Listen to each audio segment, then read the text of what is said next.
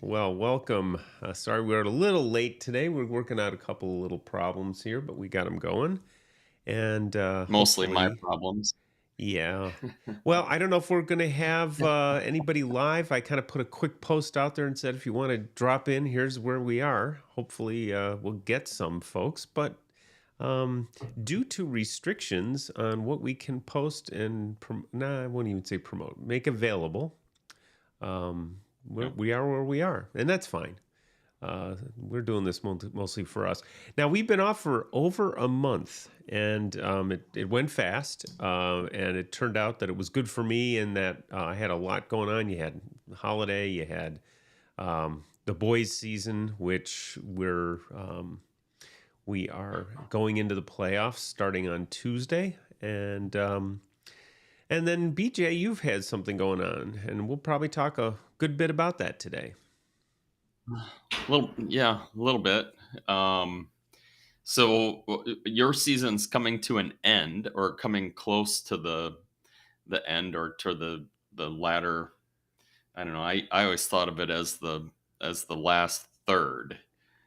For I don't know if my thinking will change now being a high school coach again, but we had the preseason, we had the conference season, and then we had the postseason. So you're just moving into the postseason, which can be over Correct. immediately, right? Yes, a very good chance of that, actually. Probably, I think we might get one round in. I think there's a good chance we'll get a round in, but it's going to depend on the day. Yeah, yeah, it does, and it's one of the neat things about sports is when you play in that system where you must win or you go home. Um, a lot of people talk about that with the basketball, the NCAA tournament. Well, geez, it's too bad you play one game and you might leave. But really, in volleyball, we do it that way all the time. We encourage kids to go to the beach and use a challenge system. And if you don't win that first game, you're out. And then you go back to the bottom of the list and you might have to wait a couple of hours to Hmm. get back onto the court. So I think I think this time of year for high schools or colleges or whatever, it's pretty fitting, at least in my mind. So Yeah, no, I think uh, you've got your regular season. You've got it. Actually, this afternoon we have the region coaches getting together to vote for our all region team, so that'll be fun. oh, And we've got a really, really nice group of coaches that are, the sportsmanship and the camaraderie is really good. And I that's don't good. take that for granted. But this year's been a good year from a sportsmanship standpoint and from a kind of fun standpoint. Really good teams. It's we're in so there's probably, I think there's around 40 or 45 teams in our conference, which is the lowest Wow. conference in the region, or in the state. It's the largest. So we have six divisions in most sports, one through six, six being the top, and in boys volleyball we have four through six. So everybody from 1A schools to 4A schools fits in 4A. And so it's a really wide range of in the conference, and then we have regions within the conference, and our region has six teams in theory, but we have one that's a new high school that doesn't have a team yet. Really, they were going to have a JV team, and I don't think they fielded one this year. But basically, it's a brand new school, so they'll get there, and it's going to be a big school, so it'll get there. But basically, we've got five teams, and all five of the teams in our particular region are going to state of the Mm, 24 top. So it's a tough region. We're fourth, and we're considered a decent team. We're ranked 14th among all of the teams in the conference, and we're fourth in our region. So it's it's very competitive and fun. It gets the boys to really work hard, and so we've had fun with that. So what's going on the I've never girls' had. side for you? Well, yeah. Interesting couple of weeks. Um, I was a volunteer coach last year at a high school, the closest one uh, uh, geographically to where I live, and it was a struggle. Maybe my hardest year of coaching. Just watching how things were going and how the program was being run, and that's not a it's not a judgment of anybody. It just it's it was maybe, I mean, it might have been me when I was, you know 24 and Right. starting my first varsity program. you know I probably missed a whole bunch of different things It as wasn't your well. style, but you were a volunteer. Yeah, yeah. So I was just hanging around and going to all the events, and when I've been in that assistant role, I guess that was my fourth time where I've been in a role where I'm an assistant and I'm not in charge of the team. Most of the time, I'm probably a better head coach, but I'm a pretty decent assistant. And the role that I fall into when I'm an assistant is I kind of walk around and whisper, you know, Right. to one player. Uh, Here's a way for you to engage in this drill better. Here's something you can look at. Consider doing this. And it's like being the backup quarterback. It's the most Mm. popular spot on the team. Everybody thinks that the backup quarterback is better than the starter. you know. Yep. So it was fun for me to help these players, and in some ways I knew that at this program that I would get a chance at some point to run it, just because of circumstances, Hmm. which I don't want to get into the details because they're kind of long and boring, but it, it it was apparent that there would be a shot to run this thing. So it came up a little sooner than I thought. I interviewed for two jobs. One of them was at a school that I'm very familiar with. My wife coached at. I know some of the moms because I coached them once upon a Yep. time. The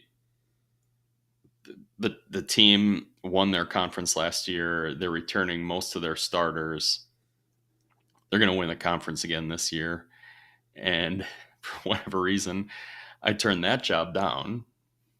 It just actually took my name out of the hat before they were able to offer it, Hmm. and and accepted the job at the school that I'm at now, which is, it's a little bit bigger school. It's a better facility.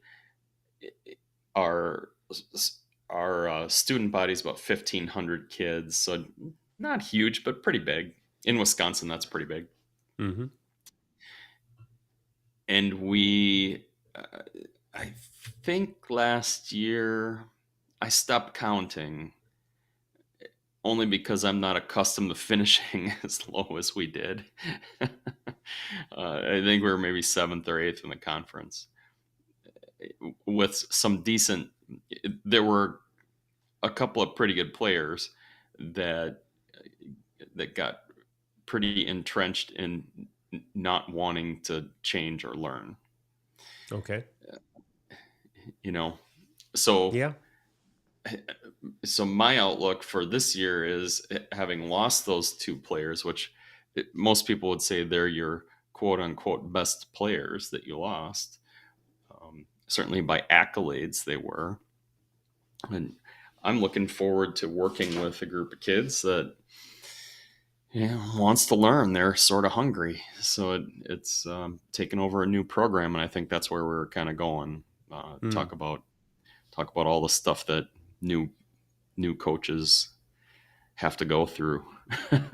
Yeah, no, I think, and it's also, when you're the assistant role, if you're going to be an assistant, you're going to be, or a JV coach, that sort of thing. You kind of have to put yourself in the mindset of I'm supporting this head coach and their philosophy, and I may try to influence it, but it's their show to run, and it's your show to support as much as you can, and that would be, you see, abuse or whatever. Obviously, you're going to intervene, Mhm. but everybody has their own way. I have my own quirks, and likes and dislikes, and yeah, I've run into a fair amount of resistance to change, or um, I know better from my club. My club says this, and this is how I want to do it, and those kind of things. Right. And you know, but every group has its differences. In my case, the biggest struggle is, and coaches are going to laugh at this, is getting parents involved. A lot of coaches, bitch and moan about parents, and I get it. Believe me, I've had on the club side, I certainly have had parents, and even at the high school, I've had some parents that are a little bit overbearing, but manageable. But you'd rather not see them in the gym, or you'd rather not have a conversation when you're at a tournament or whatever. Um, in my case, it's parents just don't have the time, the money, I can't tell you how one of the things that just has snowballed this year, and I'm going to try to manage a little better next year, is, hey, I have to leave. I'm a JV player, and my dad just came to pick me up, and I have to leave now. And of course, I'm in a school district where I got to get a release signed, and inevitably, I'm coaching the varsity match, and a JV player comes up and whispers in my ear, "My dad's here. I need to go." Like, okay, not now. How about waiting till at least in between games? Unfortunately, the beach season ended. Yeah, actually, we haven't been. The beach season ended. I got a really bad stomach bug. I mean, it was like I need to be 10 feet from a bathroom kind of bug. And I'm looking at it and go, oh wow, thank God beach season ended yesterday. I called the beach coach and said, can you cover for me? Because I'm the whole show. So he's out of the goodness of his heart, he's come on to help me with the JV. So I now can kind of focus a little bit. And we just finished our season, so JV's over. And but it was such a luxury to have him available, so I didn't have to think about getting 20 guys playing time, and that whole thing. Because at JV we want him to get on the court, and the varsity is, now we're in, we finished well enough that we're actually going to have the first home playoff game in 15 years at our place on Wow. Tuesday. So Yeah. that's going to be fun, and really looking forward to that. The only challenge is, I know the opponent has very enthusiastic parents and families, and my guys can't show up most of the time. So I'm trying to get the guys to rally the student body a little bit to maybe outnumber our opponents in our own gym. Yeah. So it's one of those cultural things that we have to kind of work with. Yeah. Yeah, it's interesting when you have situations like that. We had the same my first go around high school coaching. I think it was my third year that we won a regional. For in Wisconsin, the regional is 8 teams, and then that bleeds into the sectional, which is I think the sectional has 32, and then the state is 100 and some, right? Um, I think we won a regional. It was the first time in 20 some years we had won a regional, so it was pretty exciting for these players. I mean, some of their, I guess it wasn't their moms, but it was it was people that easily could have been, you know, their moms that won that regional. That would have been, gosh, I think we won that 96. So and the state championship that they won was in 75. So it was, it was a long time in between. We're in that same situation kind of at the school I'm at. Hmm. It's been a long time. It hasn't been so long that they've been good. They were okay a few years ago, sent some players to Division One. It's one of the bigger schools in the state, so we should be doing that. But they didn't have a lot of success at winning. They didn't win any conference championships or regional championships or anything. So it'll be interesting to kind of go through that, uh, just that mindset Yeah. of one of the biggest things that we're working on is, and the players, I met with some of the players and they talk about winning. They want to win some games and it's winning, winning, winning. They're talking about Yeah. like, look, we need to worry about competing. Yeah.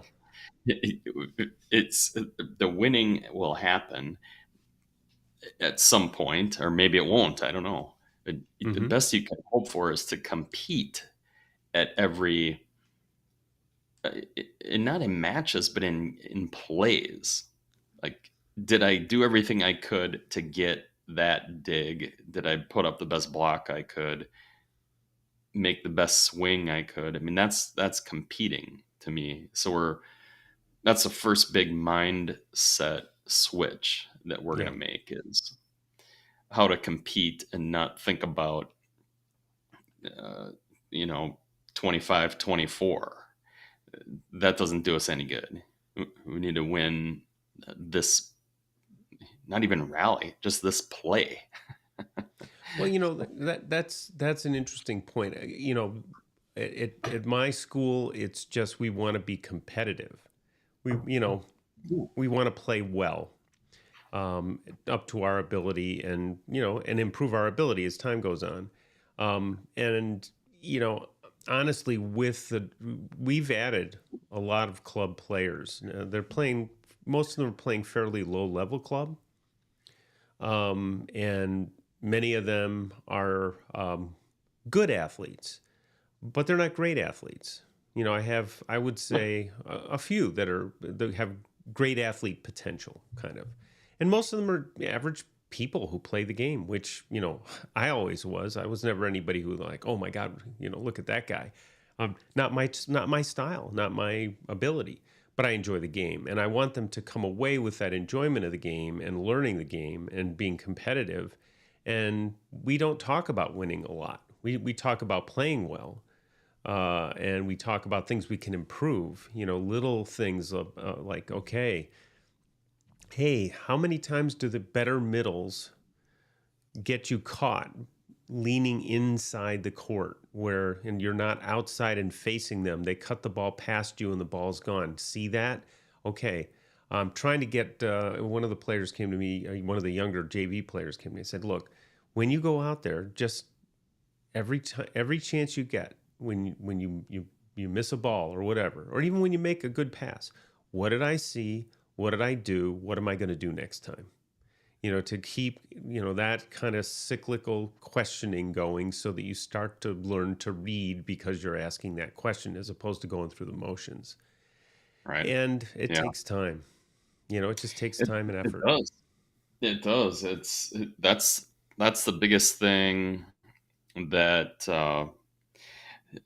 I don't think I forgot, but it does take a lot of time outside of the gym to prepare, and obviously time inside the gym as well.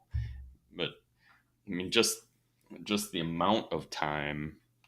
For instance, I pulled up a document when I first decided I was going to take this job. I made a list of all of the things that a varsity coach, and probably, I mean, it's a little different for a college coach, but not much. Um, just a list of all the stuff that you have to do as the head coach. There are, I just counted, there are 57 different things on my list of things. Everything from the people to the administration, the parents, and the staffing, philosophy, culture, all that kind of stuff. Um, Team selection. Where are we getting food from? How are we traveling? Uh, the various nights that you have from, you know, I, I think I counted, we have, let me see, one, two, three, we have four special nights: the parents' night, the pink night, the senior night. We do a teacher's appreciation night. So, um, half of our home game, well, more than half, almost all of our home games have a special event tied to them.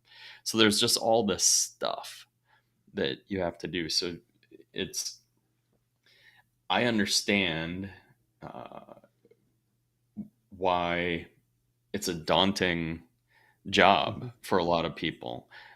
What I don't understand is why young people get into it, because there's so much to do. I mean, there's Yeah. just so much.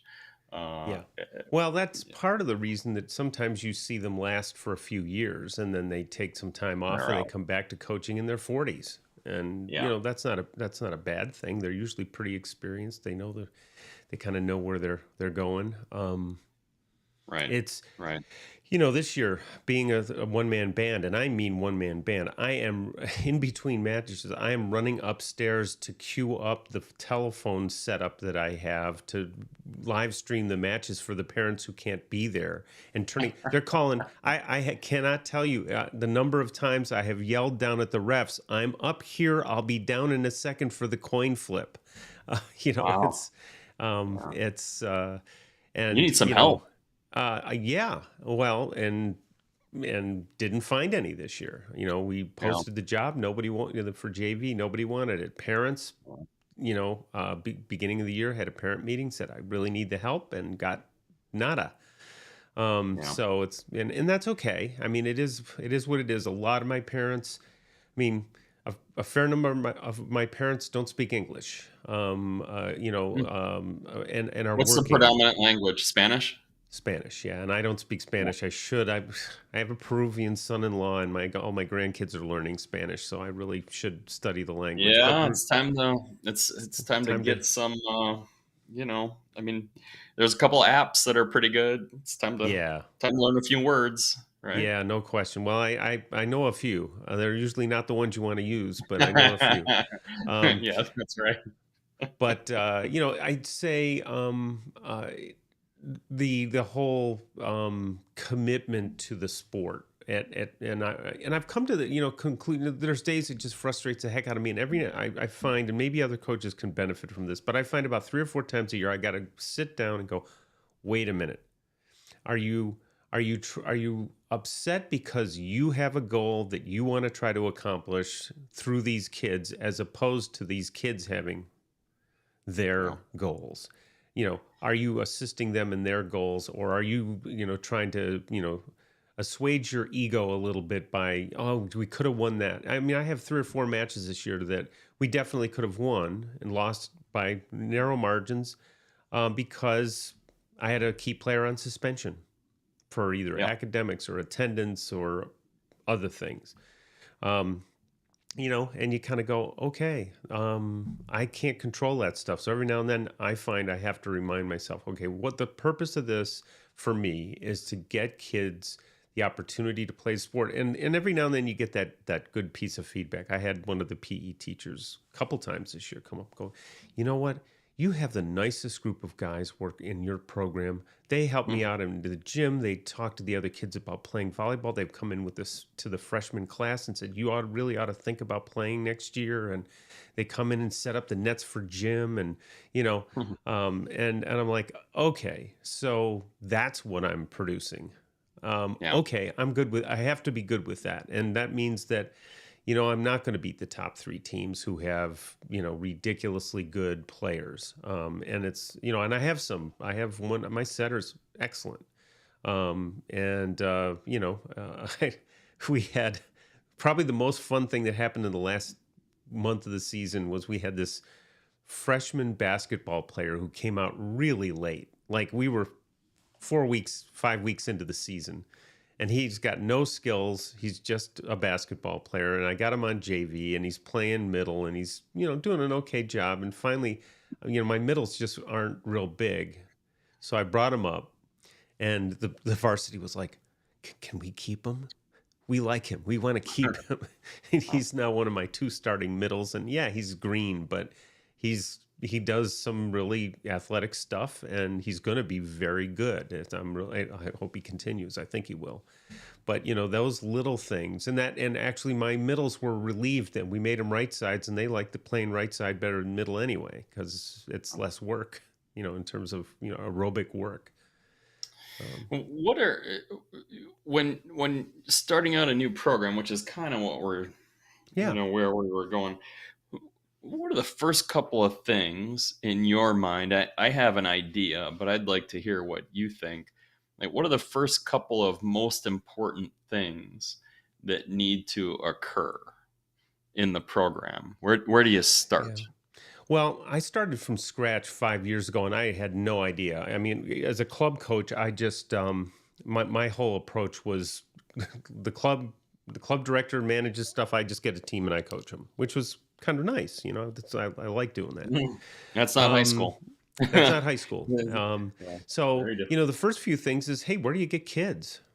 Now you may not have that problem because and there's less of that problem on our girls' side because girls have been playing in junior high school here. Boys do not play. They have no idea. So on the boys' side, it's getting guys in the gym, getting the word out. And would I be better if I was an on-campus teacher? Yeah, I think I would make more headway.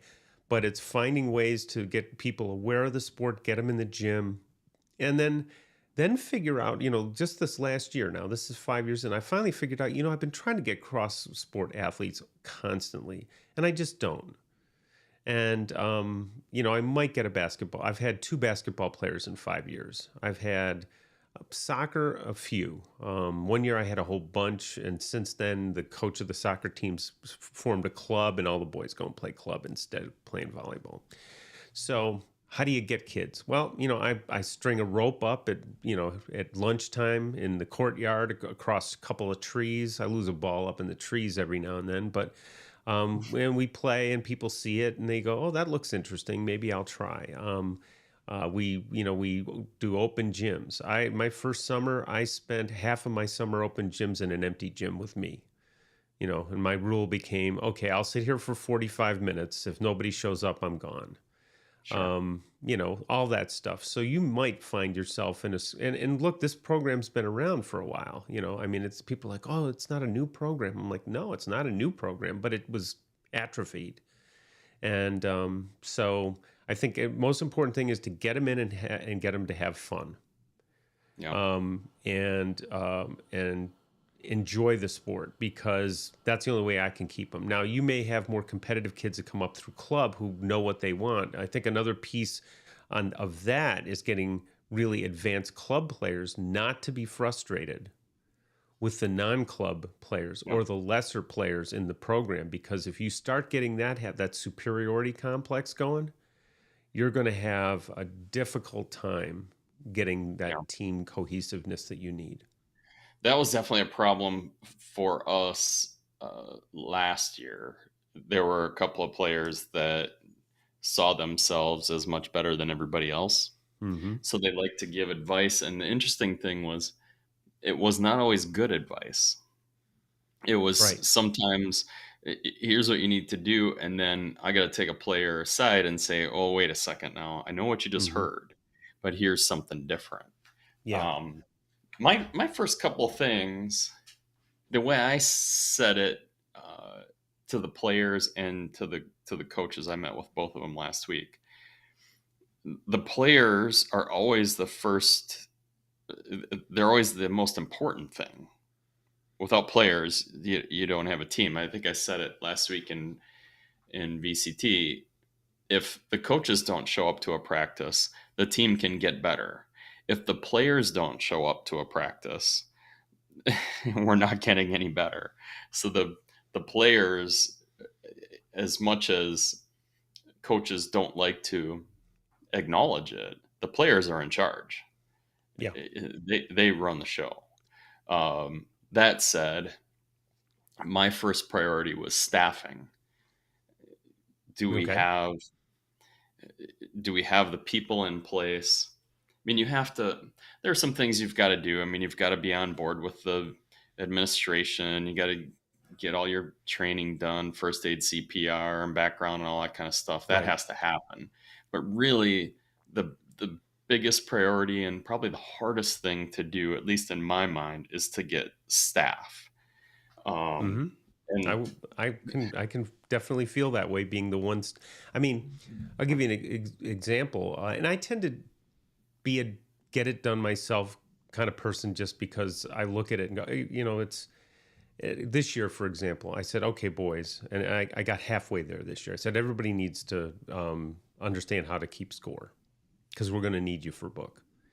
yeah, Um, the school's supposed to arrange for a bookkeeper. We cannot. We have one person, God love her, who does it, but her son's now playing ball, and she goes to watch him. So, it's not as available. And it's one of those things where, I mean, our admin in the athletic department does her best to try to get people to do it. And I finally said this year, we got to have guys who can do it.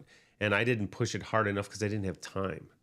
But we took a couple of practices and went through scorekeeping and got enough going that when that person or they couldn't arrange for another person, because I get that all the time. I'll bet I think there's a fair chance that we're going to have a playoff game where I don't have a bookkeeper on yeah. Tuesday, Oof. Yeah. right? And that would have So, been one of my lowest priorities, but now right. it's No, I mean, now it's something I got to put on the list. yeah. It's you got to have the whole thing, this whole NFHS network stuff. I mean, my parents can't. I won't say can't afford, but it's a luxury for them to spend $13 a month to watch their kid play in our gym. Right. And I'm like, to his credit, the girls coach just said, "Hey, I'm just going to broadcast it over YouTube." And Hmm. I'm like, you know what? I know how to do that. I literally bring my T-Mobile hotspot to the gym. Not my hotspot, my internet connection. I disconnect it Right. here. I have a separate one. This is my backup. I bring it to the gym, set it up so that I can get good quality internet in the gym while I'm broadcasting for the parents. There's 4 or 5 parents watch each time, and it's like, okay, it's Made a stuff you got to difference to do. them, Yep. you I know? mean, we bring the referees no longer bring their own sticks, so I've got sticks and the whole bit. Um, so the support level is our athletic director has 5 hats. Athletic director is probably number 3 on the list. She does a lot of other stuff, and so getting attention is a little more difficult, but understandable. And so you're right. Getting coaching staff at high school level is really hard. I got spoiled. Had a JV coach that was available for 3 years, who was wonderful, and then he moved back with his family in Colorado. And I tried to get somebody this year and didn't get anybody, which is why I wound up coaching both programs. Um, it's hard to get somebody who can be free in the afternoon and go. And our athletic director had an idea that if they'd followed through on it, might have worked. Next year, I'm going to probably push that idea, which is find a teacher who has the Yeah. same kind of, and say, look, I'll coach you up. I'll teach you about the game. But I need to do that early and get somebody in that place very early. And next year, I might even ask for an assistant because some programs have that. And it's like if I had an assistant and a JV coach, I wouldn't be taking stats because Yeah. and processing stats. And fortunately, this year was the first year I had some reliable girl managers from the girls program that really helped a lot. They did a lot of the coaching of the JV guys. I'd go down and set up a drill, and they would run it, and they would give them feedback and all that.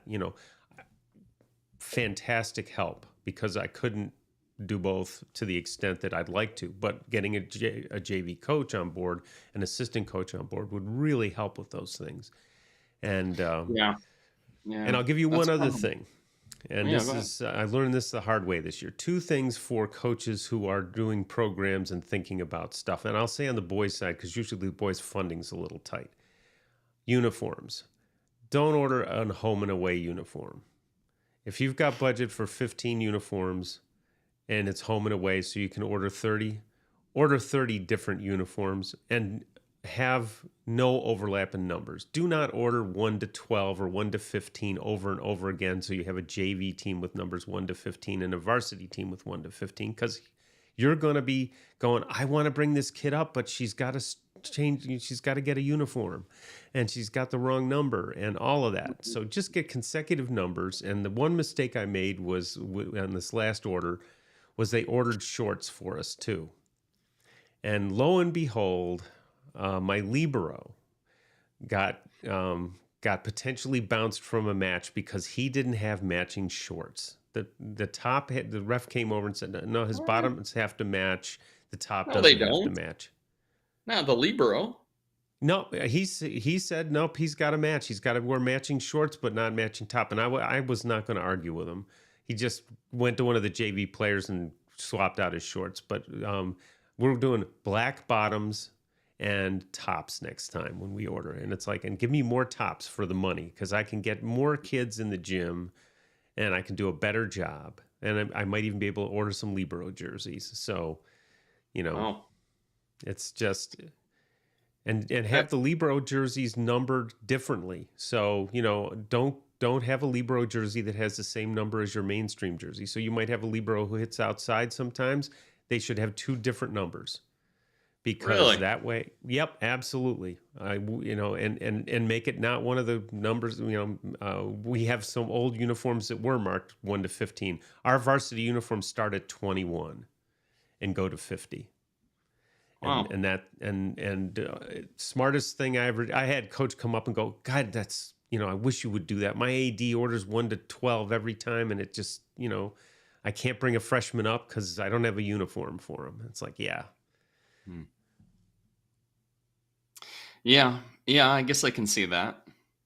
Uh, we typically ours rotate, so we have a set of uniforms at the varsity level, and after we wear them 4 or 5 years, it Right. becomes the JV uniform, and then the next one becomes the freshman uniform. So the freshmen at the end of the cycle are probably wearing uniforms that are 15 years old. Yeah. Um, but yeah, I guess I could see that. It's My not next order something. starts with 51. Not on the not on the top of my priority list, but No. something to think about. Yeah, no, it's something that has given me a lot more flexibility, and Yeah. that helps. Yeah, good thought. Yeah, our biggest thing is just learning how to compete. Hmm. Uh, they the players, trying to figure out the right way to say this. So the players had a very small set of drills that they ran last year. Okay. Not horrible drills, but not super competitive. Mm-hmm. There was never a score being kept, or rarely was score being kept, and and even if you get outside of score, were you were you doing things in the process that were right? Are you getting ready to attack? Are you getting your block up? Yeah. All those type of things. So one of the first messages that I sent to our players, I sent a message out. All right, here, this is going to be our group chat. Please accept. Here's the person I think is going to be first. Here's the person I think is going to be last. And within minutes, there were 3 or 4 people in, and it's now 6 days later, and there's one of the 9 that's still lagging, that has Okay. not joined the group. And I was wrong in both cases. But then I explained to him later within the group, said, this is what competition is. I set you up and said, here's who I think is going to take first. Well, a couple of people beat that person. Oh, I'll show him. Right, right. Hmm. So those 2 players got their reward, and we can, I don't want to go down the rewards and punishments rabbit hole, but Call those it a 2 players, recognition. yeah, exactly. So those 2 players got their reward because they beat the person that the coach thought was going to take first. That person came in later. She's going to remember that, man, I was supposed to take first and I didn't. So next time I'm I'm going to. Next time I'm paying closer attention. And the person I predicted was going to take last came in fifth. So 4 players got beat by the player that the coach thought was going to take last. So those 4 players are going to remember, and the one player that is still hanging out there, when she comes in, we've all kind of been teasing her a little bit, saying, "Yeah, when's she going to show up? She hasn't been." She'll remember that. So that little bit of that, it seems like a mundane case. It's just setting up for good-natured, fun, but yet competitive sorts of work. You want to Yeah. have that competition to some degree. I think that's it, and it's a difficult needle to thread Yeah. because it can be perceived and taken as negative, especially at the ages and at the social levels that students are typically. And we're even coming off of, and it depends on where you are, but certainly here we're coming off a difficult time. I talked to my athletic director. She does a lot of interventional work as well. And, drug use is up significantly after the Mm. pandemic. Social challenges are much greater. They're improving, but much greater. You have a whole group of freshmen and sophomores and juniors even that have been disconnected for a while, and for a long while. Some of the juniors, are not good at going to class. I had to suspend one student because, basically they weren't going to get any credit this year. And, the only good news is I think the sport is motivating him to be in class, and he's smart enough to get his grades up. And so it may take him an extra year, but I think he's likely to benefit from being involved in the sport.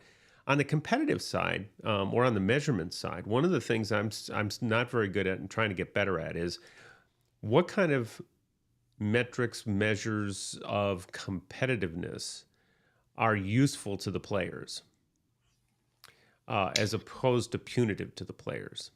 Yeah. And what kinds of things encourage them to get better. And I will admit, there have been times I've been way too negative this season. Part of it's the frustration of walking into the gym and having 5 guys. We make the playoffs on Thursday. Friday's practice. 4 key guys aren't there. Yeah. I got a family event. I got this. I got that. I got the other thing, and that's really common. And it's one of those things where you go, culturally, there are family events that are important. And so I get that. There's other things that come into play. There's, I got one guy who can't be there on Wednesday because he works on Wednesday. And it's like, okay, can't fault him for that. So it's kind of like, okay, when I want to work on things, I have to be really flexible, and that gets aggravating. And sometimes I let that out in a way that isn't as productive as it needs to be. So that's what I need to work on. At the same time, I need to also find ways to go, okay, how can we get you to hit smarter? For example, I have, an outside hitter who's a great athlete, just can't hit the court. I mean, once he figures out how to hit the court, he's going to be dominant. He just right now can't. And then I've got this other guy who you look at him and you go, he's not very big. He doesn't look very athletic. And he scores twice as often as the other guy, and he doesn't get the ball as much. I sent a note to my setter. I said, here's the stats for the season. Look at who you're targeting, and look at how successful they are. And then I had to send them a follow-up note, and I said, oh, and by the way, you may be looking at the two outside hitters and saying they have similar numbers. Don't forget that the one that I don't think you should be setting as much missed 5 matches because he was suspended. It's like, okay, start to think about those things. And so now that can be helpful. And I don't mean that, I mean, I'm very pleased with how people have progressed, but getting them motivated to explore more areas. And you've helped me with this is, okay, what kind of constraints can I put on that will let them explore something new? Yeah. And probably the best example of that was our last match. We needed to win a last match to be in the top part of the draw where we can play home matches. And we played this team, and I'm like, I know we have to win this match, and I'm missing my number one player. He's in Washington, D.C. at a conference. How do you argue with that, right? But my best overall player is not there. How do we win without him? My number 2 and 3 setters have to set. We got to do all this stuff. And I said, okay, here's the breakdown. We looked at the film. We said, you know what? These guys who are lower in the league than we are, but are good. They've got 2 good outside hitters. They tipped the crap out of us. Here's what they did. Here's what we need to do to counter it. And here's what we can do that they don't do well. And, and we beat them in 5. And it was a tough match, but they came up afterwards and were like, you guys, I mean, how'd you do that? I said, well, we learned from you. You taught us that we needed to be doing the things you were doing to be more effective. So thank you for that. And they're going to be a good program. It was their very first year. Their coach has done a great job. So they're going to be a force to be reckoned with going forward. But all that stuff comes into play. And every now and then you got to catch yourself and go, okay, wait a minute. Why am I doing this again? It's for them, hopefully. Well, you have to create range. I mean, Yeah. that's what you're talking about with your players. You have the kid that's hitting the ball out of bounds or spraying it all over the place everywhere except the court. They're eventually going to find it. I think I wrote this again in VCT this week. If you have a kid that's serving the ball off the back wall or alternatively in the net, I would ask them to serve the ball off the back wall. Hit this one off the back wall, hit this one into the net, hit the next one off the back wall, hit it into the net. Now explore something in between. You've got to explore that range. And it's the same thing with competition. You have to explore a range of, we're going to go way over the top and we're going to have fist fights to figure out who wins this match, or we're just going to play to see how many balls are going to go over the net. Well, I mean, I guess you don't want to have the fist fights, but you do want to have some really competitive matches or games. There too, you've got to figure out, and they can't do it any other way other than doing it. But they've got to explore, where is our competition level? How competitive can we be and still be friends after the match? Pushing that, finding that range, finding that. And I would say my take on that is less individually competitive versus each other. To me, it's more, okay, how do I get them? What are some things I can do to get them intrinsically motivated to do what they do better? And then to take pride in that, and then to learn that, rather than I have my number 2 setter is a fantastic kid. He actually coaches. His dad's got a club and he coaches the 12s. And he he beats himself up a lot. And it's my job is to kind of, hey, relax. You're doing a great job. He throws himself, he is so motivated.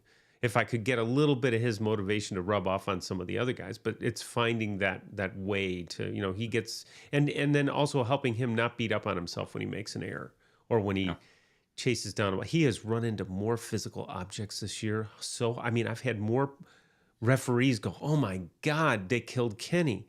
I mean, he Yeah. just is one of those guys. I'm like, man, back off.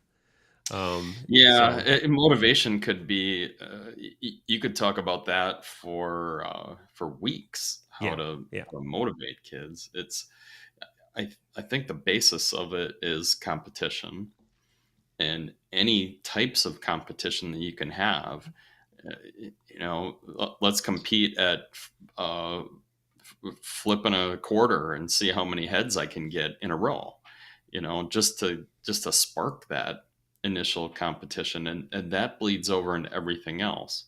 If you can compete to see who gets to practice the earliest, how many practices you can make, all of those things.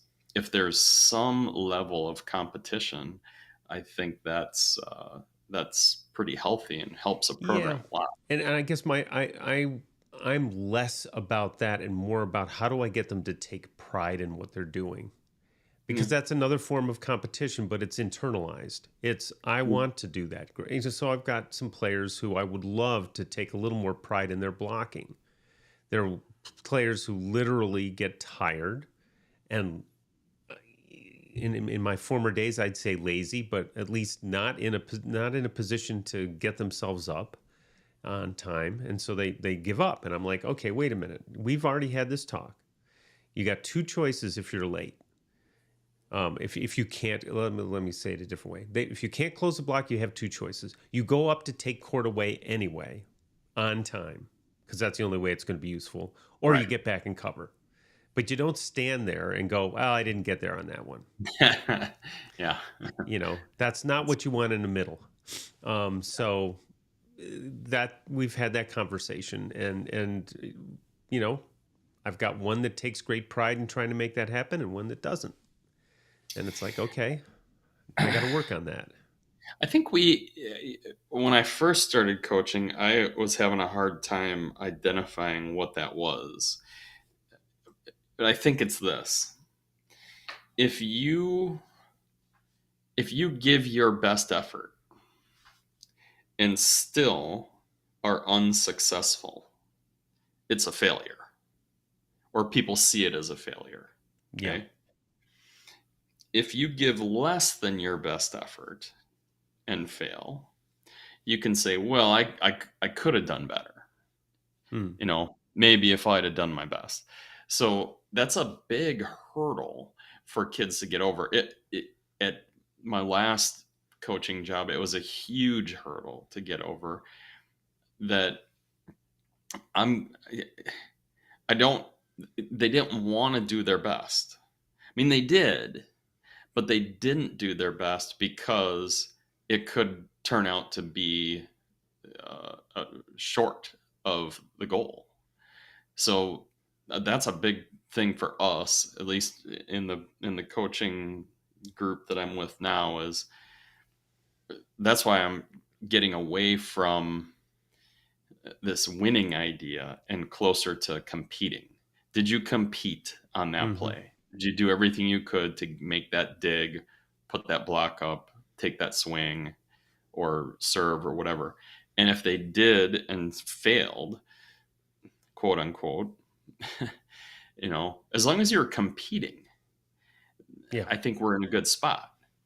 Yeah. Uh, so that's where we're driving toward, at Yeah. least as we can. I had a friend years ago who was helping me actually with my Cap 3 project, and I was just using the video monitor that we had built for feedback and demonstrating that. And had one of his drills that he was working, a game like drill, serve, receive, and attack kind of sequence. And he kept the phrase I loved, and I still use, is read and be wrong. Yeah. And be willing to be wrong. Is that a failure? I hate the word, because there's connotations with it. But yeah, Right. did that not work? Yes. Okay. What, and that gets you into that whole sequence of, okay, read and be wrong. Now that you've been wrong, what would you change? And, if you can get that cycle established and people are willing to, I mean, my guys now, at least we've talked about it enough that when they get caught inside on a middle attack and the guy blows the ball by him because they weren't facing him and they didn't swing out instead of, following the ball into the middle, that's a win. Lately, I've been kind of looking at some of the video of our matches and saying, "Hey guys, notice where your eyes are pointed. You're following the ball as they're running a fast middle attack at you. You know what happens when you do that, right? You're going to get a kill You're gonna be wrong against every you. time.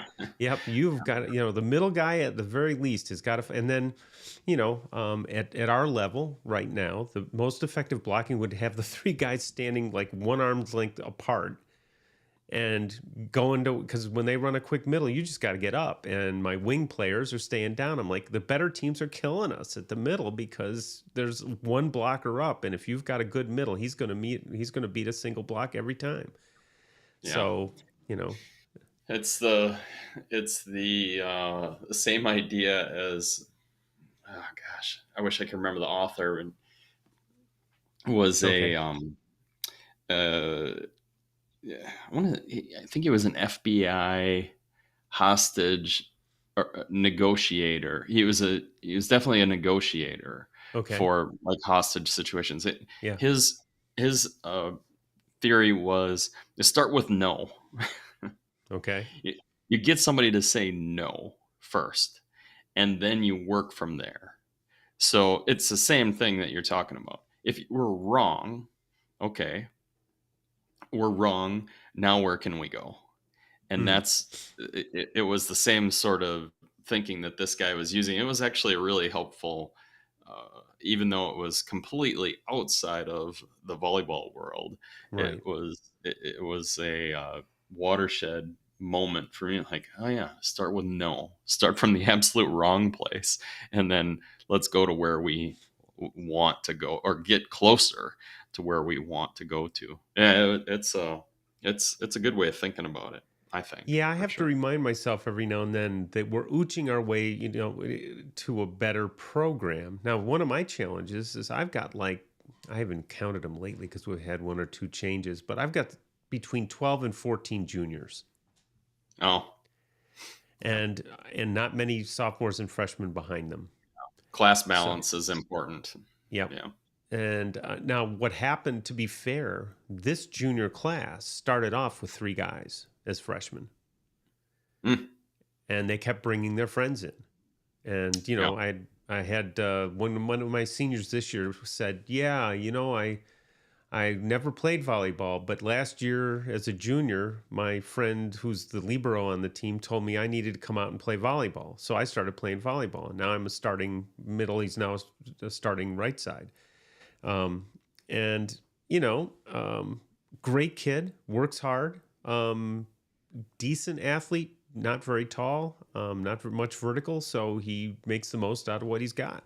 Yeah. And he's a great teammate to have. And that's, I guess, that I haven't said that in this whole discussion. I feel my most important job is developing good teammates. If I do nothing else, if we suck, we suck because there are better teams, not because we're not trying and we're not learning, but there are better teams, so we're at the bottom of wherever we are. As long as we're good teammates, we will be better for it. And it's an important skill to learn. And so when somebody's being a bad teammate, we don't, I work on it. And if somebody's being a great teammate, I let people know about it. I've got a couple guys who I know will be making sure the equipment's there, making sure things are set up on time, making, they care. And then I've got other guys who get by with the minimum. And I know who they are and they know who they are. But, You're we're getting trying to make them closer better. to you're getting closer to Kessel's idea of create better leaders, Yeah. or create great leaders. And that's, just his philosophy in coaching. Um, if you have leadership from everywhere on the team, your team's automatically going to be better. Well, that and this year I've consciously tried, especially with my number one setter, who's very good and knowledgeable and that sort of thing. I try to engage him in the problem solving. I don't come in and say, "This is what we're going to do."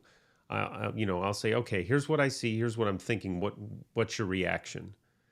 And I'll do that with the whole team, but I'll have more conversations with him tactically, and okay, what Yeah. do you who do you think we should run to? Those kinds of who would you prefer as your O1 and M1 in this situation? Do you think we Mhm. should flip? Do you Yeah. think we should flip the outsides? That kind of stuff, and we'll have those conversations. Yeah, tactics are way down my list right now. Oh yeah, yeah. Well, we're But, late in the season, it's so gonna tactics come. become important now for us. And They do. that last match, that key match we won, we flipped the middles in the fifth set, and I'm like, I'm just sitting there going, "This is either going to be a brilliant coaching move or really stupid, but I'm going to do Yeah. it."